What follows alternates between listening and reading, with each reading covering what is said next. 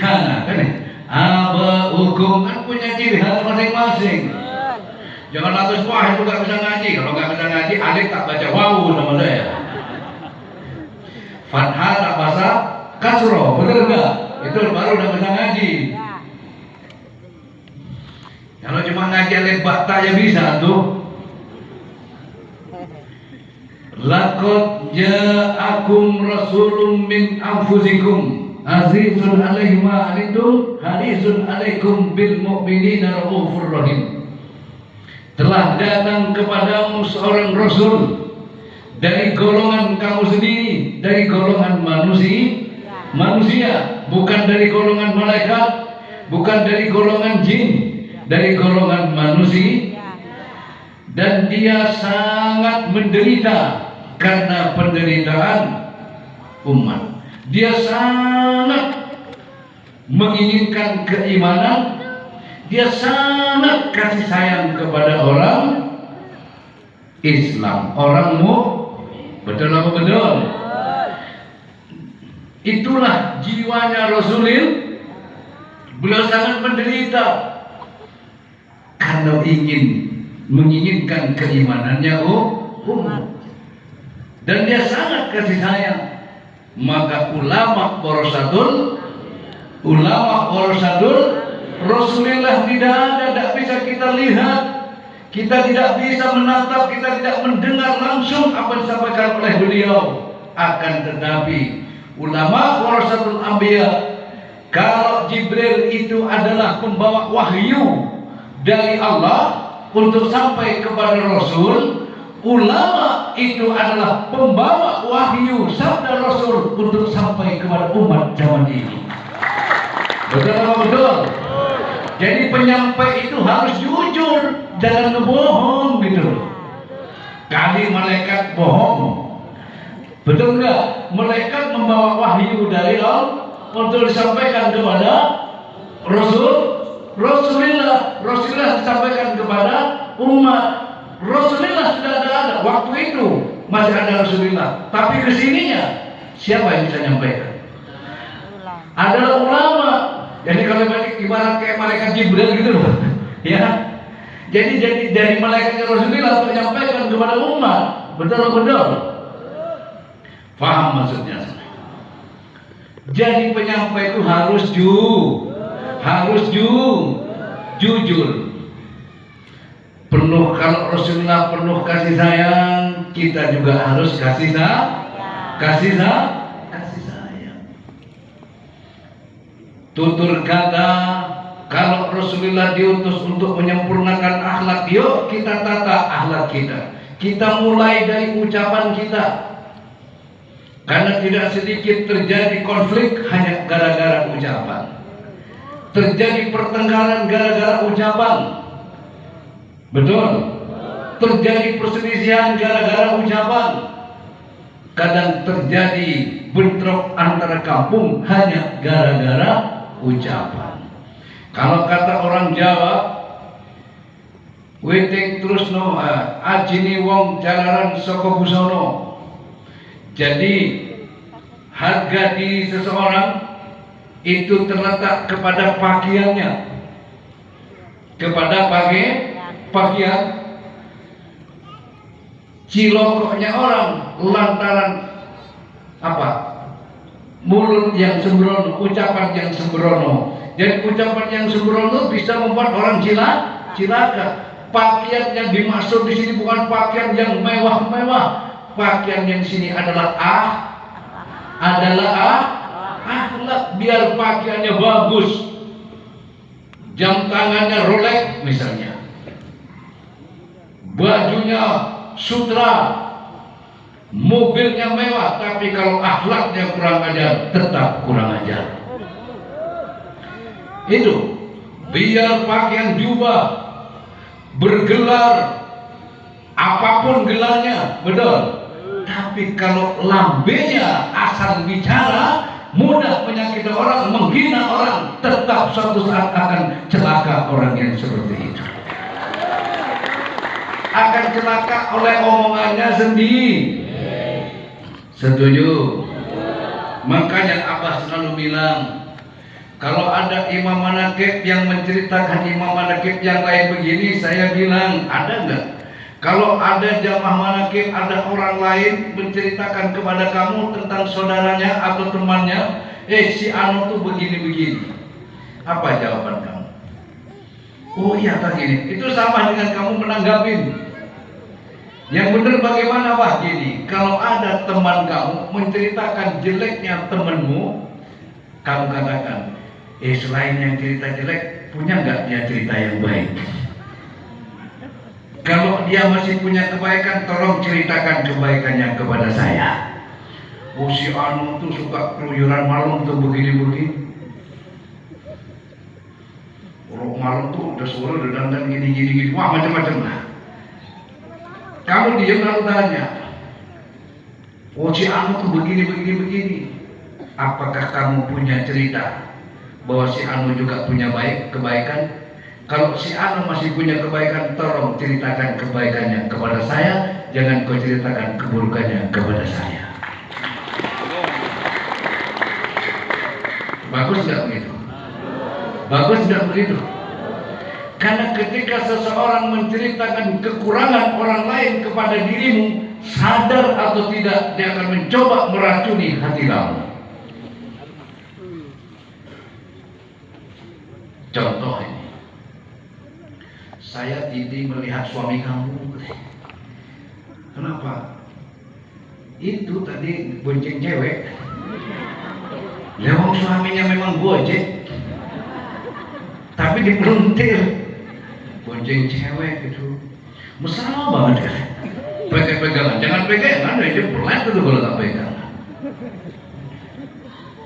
Nah, itu kadang bisa membuat orang itu cara salah paham, betul gak gitu? Kita harus selalu apa? Positif apa? Oh, bukan positif thinking ya, positif thinking. Selalulah berprasangka baik kepada orang. Kamu jangan kau buat hati kamu itu gelisah, jangan kau buat hidupmu terresah hanya gara-gara menampung omongan orang yang gak enak. Kalau kamu nampung omongan orang gak enak, gelisah nggak? Gelisah nggak kira-kira? Itu usaha teman kan, tetangga kamu maju tuh sekarang tuh. Itu kata teman saya, itu suka datang ke dukun itu, mau ke dukun, pakai kemana ke? Wah beneran itu, di mana dukunnya? Gitu aja sekali. Aku juga mau yang begitu. Gitu.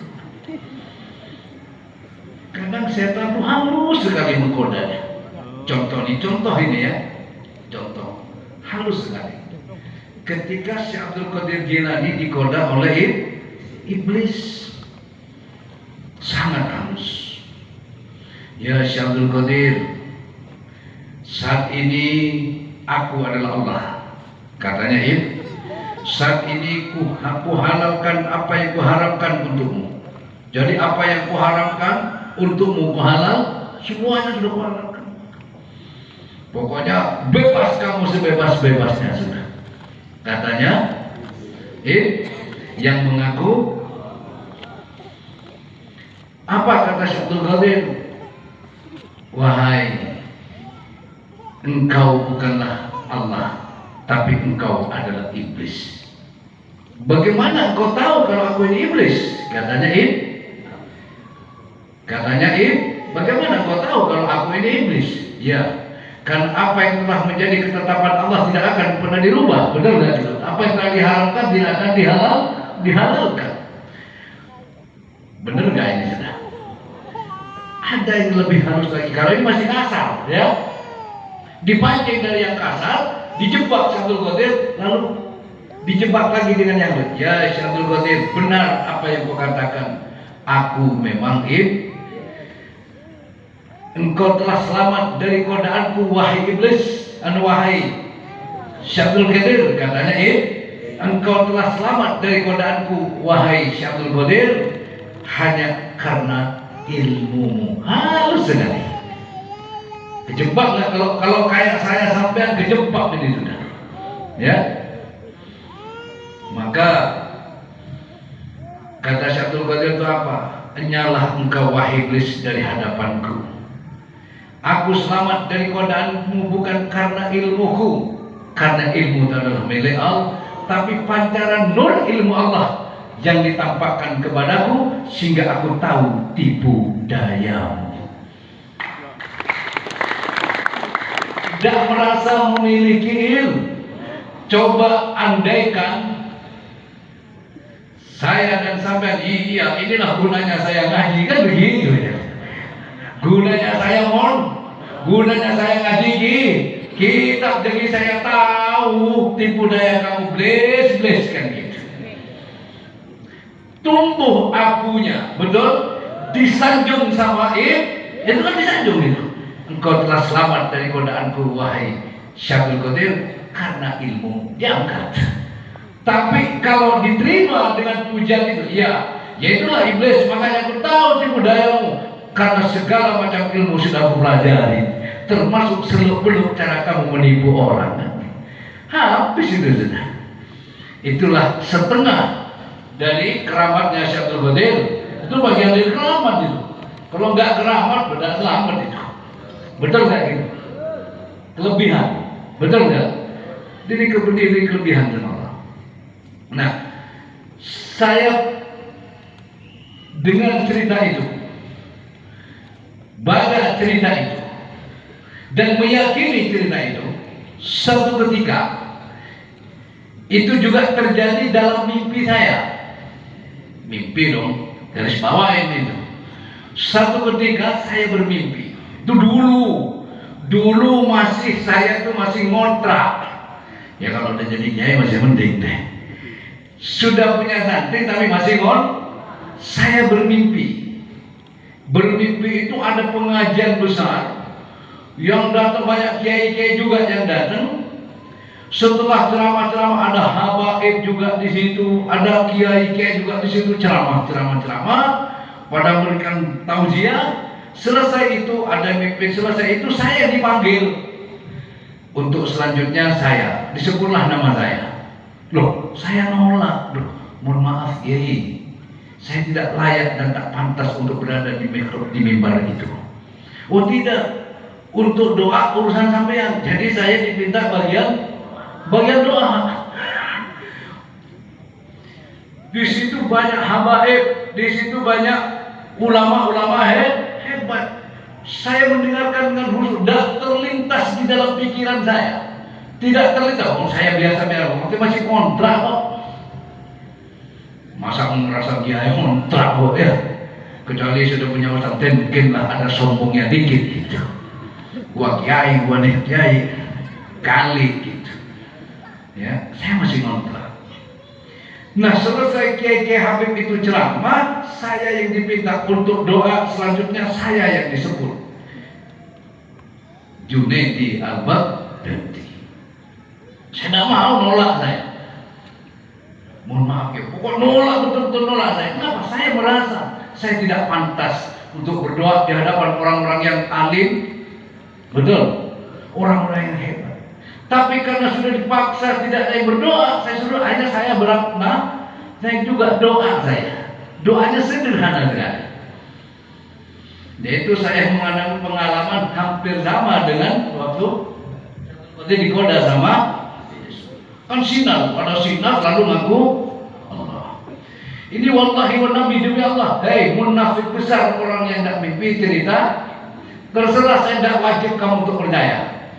Ya, tidak wajib kalian percaya, tapi apa yang saya ceritakan itu yang saya lihat dan saya rasa di dalam mimpi saya. Doa saya sederhana. Langsung doa saya gini, Allahumma ya Allah, kalian semua sudah bi barakatihi abina wa umina. Kan banyak orang, benar? Allahumma ya Allah bi barakatihi abina wa umina. Tahu nggak artinya apa? Ya Allah, saya mohon barokah, ya, bapak dan ibu. Allahumma ya Allah bi barakatihi abina wa umina. Naik saya, terbang saya. Jadi sila itu terbang, saya naik ke atas. Allahumma ya Allah bi barakati li ustadina. Jadi saya minta barokahnya guru. Naik lagi saya, tambah tinggi, terbang. Allahumma ya Allah bi barakati wa karamat Sultanin Aulia Syabdul Qadir Al-Jailani. Tamanai. Jangan dipeluntir, ini mimpi lah ya. Setelah itu tamanai saya. Allahumma ya Allah wa bi syafaat nabina Muhammadin sallallahu alaihi wasallam. Naik lagi, tambah tinggi. Sampai terus Allahumma ya Allah bismillah uridallah ya Allah terbang itu tinggi sekali. Terus hati saya ngomong, saya harus sampai kepada Allah. Ketika hati saya bicara saya sampai kepada Allah, tiba-tiba ada sinar yang terang dan indah sekali. Bulat, besar, terang sekali. Tapi tidak panas. Sejuk. Terus sinar itu bicara, saya adalah Allah. Katanya sih, begitu sinar bicara semacam itu, saya ingat ceritanya Syabdul Qadir Jilani yang diceritakan oleh guru saya. Saya ingat ceritanya Syabdul Qadir Jilani yang digoda sama iblis. Langsung saya, kamu bukanlah Allah, tapi kamu iblis. Karena ingat ceritanya, kamu bukan Allah, tapi kamu iblis. Mikirlah kamu iblis. Jangan kamu halangi jalan saya harus sampai kepada Allah. Lalu saya bilang, la haula wala quwata illa billah bil barakati wa langsung hilang ini. Langsung alhamdulillah selamat sebab barokahnya Syabdul Qadir. Seandainya tidak dapat barokah dan dapat hidayah dari Allah, maka saya beriktikad, oh itu Allah. Betul enggak?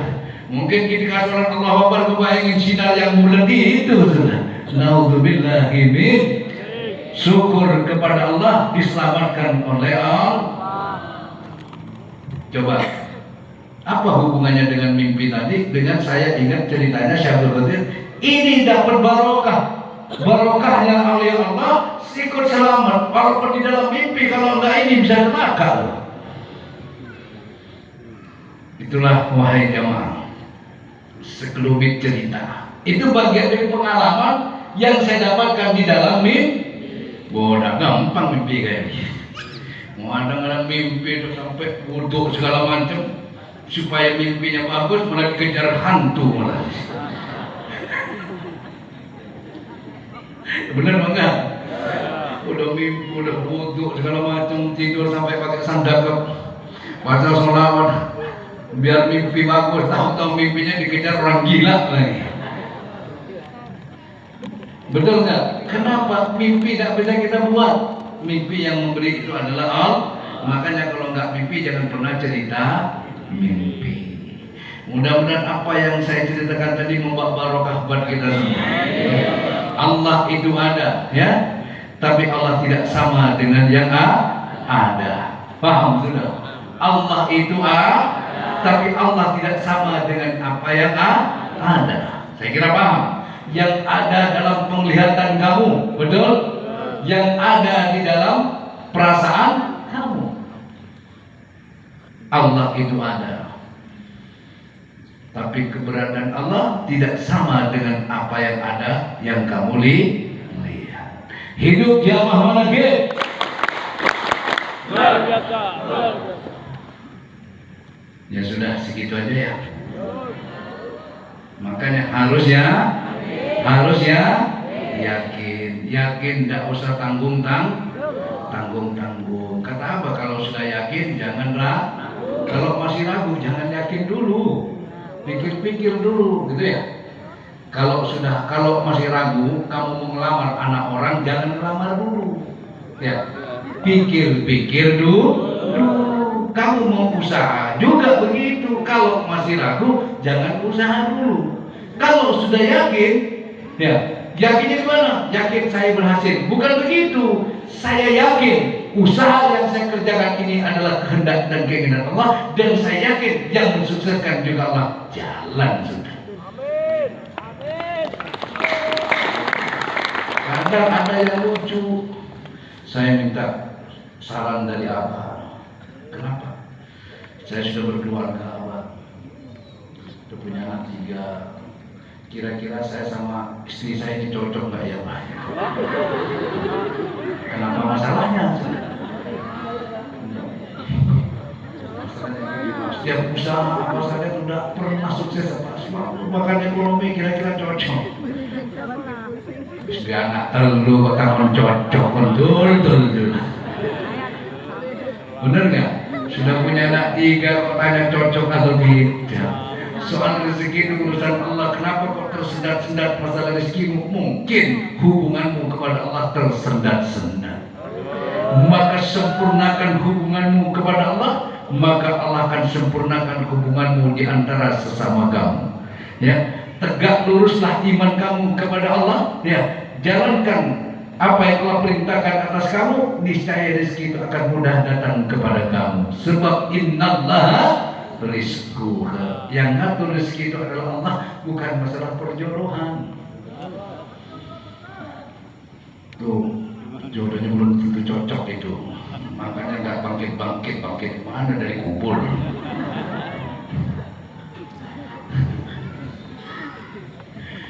Saya tuh pertama nikah sama Umi Atun, saya nggak ngeliat telapak kakimu, bukan telapak kaki, telapak tanganmu lihat kagak. Ya. Nikah sama Umi Atun nggak tanya kamu lahirnya kapan, wetolnya kapan, nggak tanya itu saya. Kenapa? Nanti kalau nggak cocok nggak jadi kawin saya. Kamu suka, saya suka kamu suka saya suka. Oke, suka sama suka. Yang memberi suka itu siapa? Udah bismillah. Ya. Jadi saya nikah sama Umi Atun tuh sama-sama modal kolor doang. Ya Umi Atun di Jakarta nggak bawa apa-apa juga, sama-sama nggak bawa apa-apa, bawa satu keyakinan kepada Allah. Kalau harta bisa habis terkikis oleh keadaan, betul. Tapi keimanan dan keyakinan bisa menyelesaikan segala keadaan.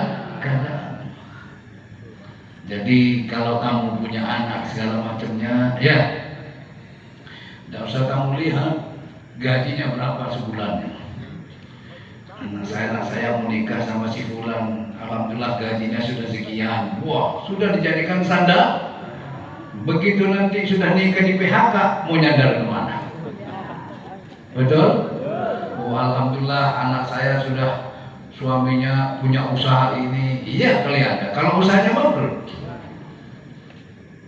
Kalau soal rezeki Allah yang ngatur. Kalau soal kaya dan miskin itu ketentuan takdir.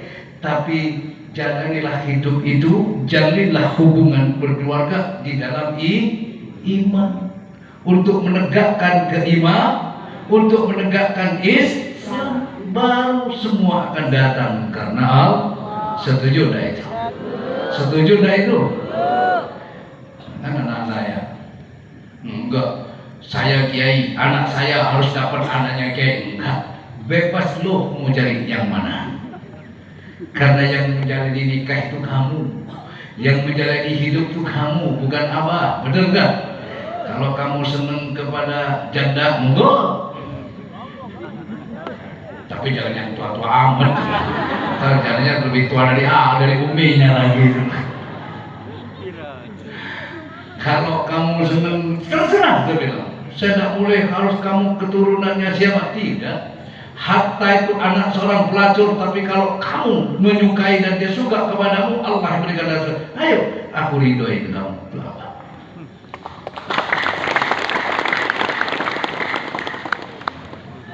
Karena saya meyakini yang menentukan masa depan hidup itu adalah Allah. Betul apa betul? Betul apa betul? Dan saya tidak harus anak saya harus jadi yai, tidak. Betul apa? Tidak. Apa saya pernah mempromosikan Habib? Hah? Saya sendiri tidak pernah mendengerin ceramahnya Habib. Demi Allah tidak pernah dengerin saya. Bapaknya pernah enggak? Satu ketika saya ngedengerin gitu. Kenapa saya nggak ngedengerin gitu? Malu saya sama Allah itu. Takut keliru anak saya. Paham nggak? Takut keliru anak saya. Satu ketika saya lihat ceramahnya, baru saya, alhamdulillah, Kenapa? Saya tidak pernah mengajarkan Bill, kamu ceramahnya harus gini, tidak. Paling satu yang saya pesankan, jangan kamu merasa lebih baik dari orang lain, jangan merasa lebih tinggi dari yang lain. Itu aja pesan saya. Betul nggak itu? Alhamdulillah. Enggak pernah saya promosikan. Kali saya promosikan, anak abang sudah pintar ceramah loh. Kalau cuma ceramah gampang dong. Sekarang ada buku yang bisa kau pelajari, ada buku khotbah apalah, pidato segala macam ada. Ya. Tapi kalau cuma orang bikin sambal itu gampang. Yang penting bahannya ada. Boleh dikatakan sambal. Ada cabai, ada garam, apa lagi? Nah, pakai bawang. Lu nggak pernah bikin sambal kok ngomong. Bawang lah bang. Dan tanya sama yang mama ini, ibu-ibu ini. Kalau bikin sambal itu mulai apa? Cabai, bawang ada, ada garam, tomat, ya, terus ada terasi. Ya. Ini bahannya. Oke. Walaupun yang sama bahannya sama, ya. Nanti lain orang yang ngulek itu lain rasanya. Ya. Apa yang membuat berbeda? Cara ngulek sama, nguleknya diketok sama. Ya. Jadi yang membuatkan rasa enak dan tidak itu dari ngulek yang diulek dari rasa. Kalau dia nguleknya penuh rasa, contoh. Kenapa dulu ketika kamu masak untuk suamimu masih manten baru, semua masakannya enak? Nggak ada yang nggak enak. Iya, asin juga enak bang. Bikin sayur 1 baskom, garamnya 1 kilo, enak.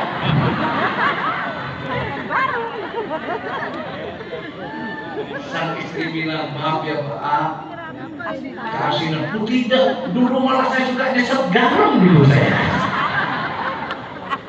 Dulu saya suka nyesep garam itu. Kalau merosot di bawah nyesep dan makanya alhamdulillah cocok yang buat saya. Karena ketika bikin dia satu ingin menyenangkan suami, masak betul-betul tertuju untuk suami supaya suaminya merasakan makanan yang enak. Karena dibuat dengan rasa cinta, dengan rasa senang, yang nerima juga sama-sama senang, baru akan ada rasanya. Coba sholat Jumat, khutbah. Makanya kalau yang biasa baca khutbah Jumat itu jangan panjang-panjang. Baca khutbah panjang sekali, belum tentu yang nerima itu suka. Waduh, saya pengen istirahat, kan kadang orang pabrik ikut sholat di situ ya. Apalagi masih di gedung pemerintah, lama amat gitu. Sholat terawih kadang, ya ada yang suka, jadikannya ada yang suka lama, ada yang suka sebentar. Tapi kalau kelamaan rasanya juga beda. Terlalu sebentar juga beda. Kalau mau lama mau sebentar, yang penting happy. Apa happy? Enjoy. Apa happy? Endingnya itu bahagia, betul nggak? Ujungnya itu bahagia. Sama orang bikin anak. Nah, kalau segini langsung tegak semua. Aneh emang ya. Sama dengan orang bikin anak. Bukan lamanya yang membuat nikmat, bukan sebentarnya yang buat nikmat, tapi apa ya? Rasa. Betul mana? Biar lama kalau nggak ada rasa, kadang semakin lama rasa ujungnya kan nggak enak. Nah, ya kan pengalaman ini. Wiritan juga begitu.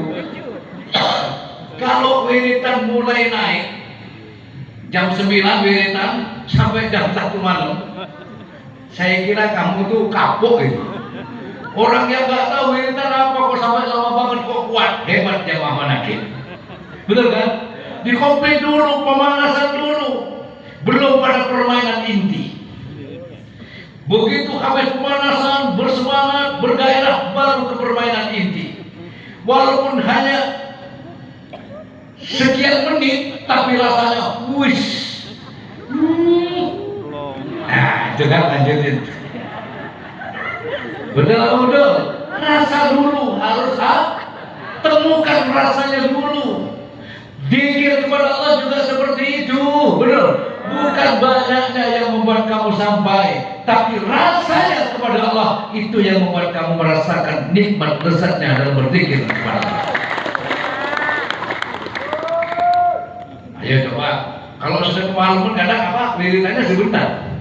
Sulit kamu hitung berapa kali sih sebenarnya? Benar apa enggak? Setuju kan?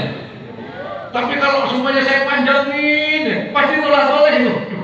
Masih nyampe di sini, masih lama ini.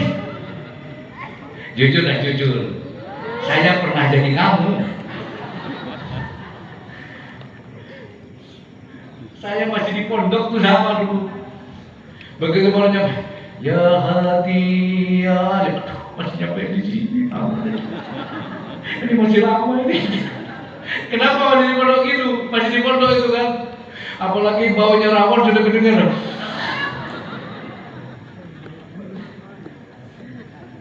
Yang penting itulah rasa. Biar lama kalau nggak ada rasanya, buat apa? Biar sebentar kalau ada rasanya. Gitu, nah kalau ada rasanya beda. Betul? Beda.